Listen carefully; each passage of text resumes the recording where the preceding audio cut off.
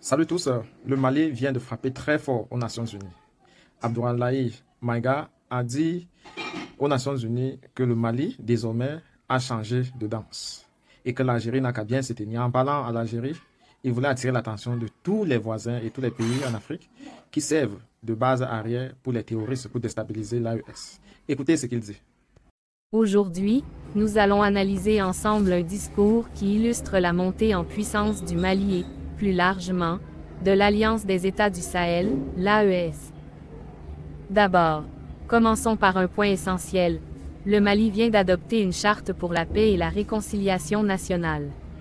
Cette charte n'est pas une formalité administrative. Elle est le fruit d'un dialogue inclusif entre Maliens de toutes les couches sociales, y compris de la diaspora.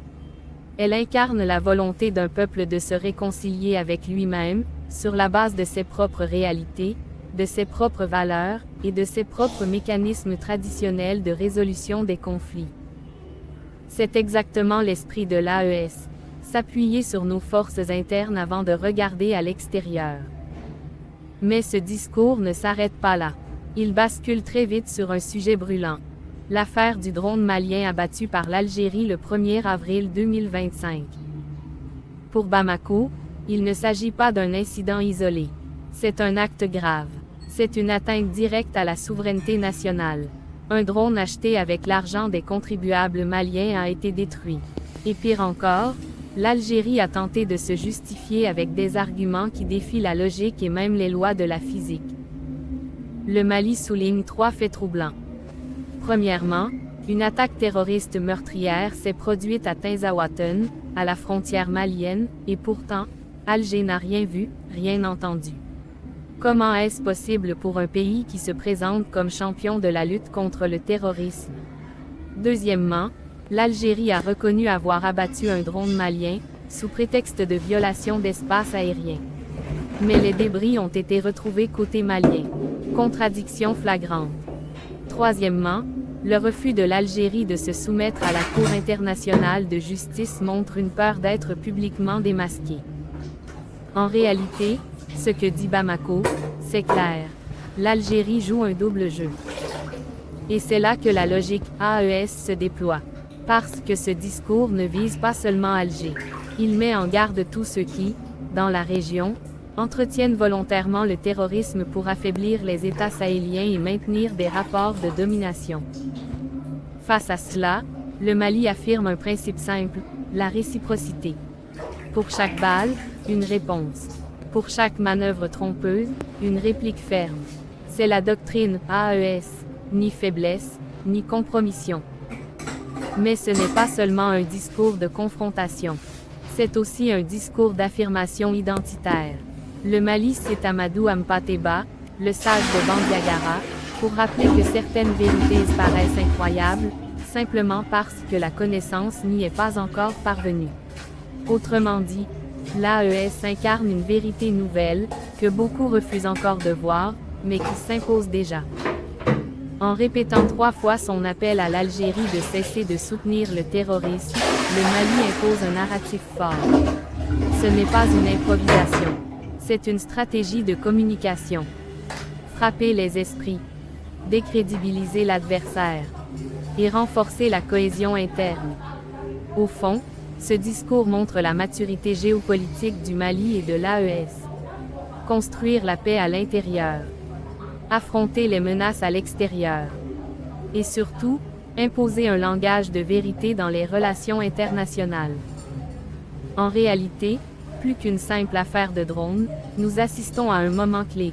L'AES prouve qu'elle est capable de se défendre, sur le terrain militaire comme sur le terrain diplomatique.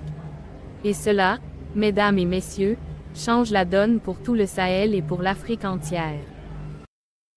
Alors, je pense que le message est clair maintenant. Pour ceux qui ne comprennent pas la lutte de l'AES, ils se disaient que non, Abdoulaye Maïga est en train de pleurer aux Nations Unies. Non.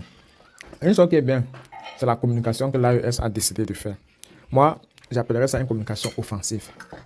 Ils communiquent, ils multiplient les différents canaux, ils disent exactement ce qui est et comment certains pays se prennent pour ce qui ne sont pas. L'Algérie qui aime se montrer comme un pays de paix, eh bien, est incapable d'assumer son double langage. D'une part, elle dit combattre le terrorisme, mais attaque le drone d'un autre pays dans son propre territoire. Et lorsque la CIJ, la Cour internationale de justice, veut l'entendre sur l'affaire, elle déjoue. Et ce qui fait que l'affaire est bloquée. Or, ce que le Mali veut, c'est réparation, parce que ça avait les fonds publics. Ça avait les fonds publics qu'on a acheté ce drone-là. Et ce drone était en surveillance sur les frontières pour protéger le territoire sahélien. Lorsqu'elle a attaqué comme ça, là, à défaut de demander pardon, il faut acheter un autre don, remettre au gouvernement malien. Mais Alger ne se voit pas se plier, elle qui s'est toujours vue très grand, proche même des Blancs. Et je lisais un texte de Zach Mokassans qui disait qu'ils ont tout fait en parlant des Blancs pour effacer notre histoire. Le temple de Tombouctou, aujourd'hui, est presque à l'oubliette. Et ils se disent qu'ils ont ainsi réussi leur forfait. Et ils disaient qu'il faudrait qu'on soit proactif à écrire nos propres histoires, à surtout se rassurer qu'elle n'est pas déjouée pour des fins, parce que ces gens-là, vraisemblablement, n'ont pas pitié. Sur la toile, ils s'attaquent de plus en plus lorsque tu prends parole pour dénoncer certains de leurs sorties, et tu t'en rends compte réellement que, waouh, les choses ne sont pas aussi faciles. Voici le texte de Zach. Il dit qu'un cœur rempli de haine finit toujours par croire à ses propres mensonges. L'Afrique en sait quelque chose. Son histoire a été complètement changée par ses détracteurs. Son héritage de lumière a été volontairement asseveli sous un manteau d'obscurité. Les Occidentaux ont effacé la splendeur de Tombouctou, ont recouvert de silence la science gravée dans les pierres des pyramides, ont réduit au néant la mémoire du grand Zimbabwe pour ne laisser dans les livres qu'un récit de ténèbres, de misère et d'oubli. De cette façon-là, on observe de la même façon ceux qui, jalousent, tenteront d'écrire ton histoire à ta place. Ils mettront l'accent sur les petites difficultés que tu as connues dans le passé, mais omettant sciemment tes grandes victoires. Ils répéteront leur récit falsifié encore et encore jusqu'à ce que l'écho devienne vérité dans leur propre esprit. Mais toi, reprends ta plume, trace les lignes de ta destinée avec l'encre de ta vérité. Grave ton nom dans le livre du monde par ton travail, ton courage et ta persévérance. Et surtout, ne pas jamais comme si tu n'avais pas existé.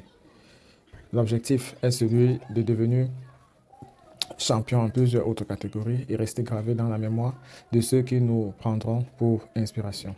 Les haineux bâtissent leur royaume sur des illusions et répètent leurs mensonges jusqu'à ce qu'ils en deviennent prisonniers. Mais souviens-toi, la vérité se révèle toujours à celui qui travaille, à celui qui crée, à celui qui persiste. Alors écris, bâtis, combat, que ton passage sur terre ne soit pas un murmure effacé, mais un écho qui résonne au-delà du temps. Donc, peuple du Sahel, soyez fiers de vous, fiers du combat que vous menez, parce que la patrie ou la mort, nous vaincrons.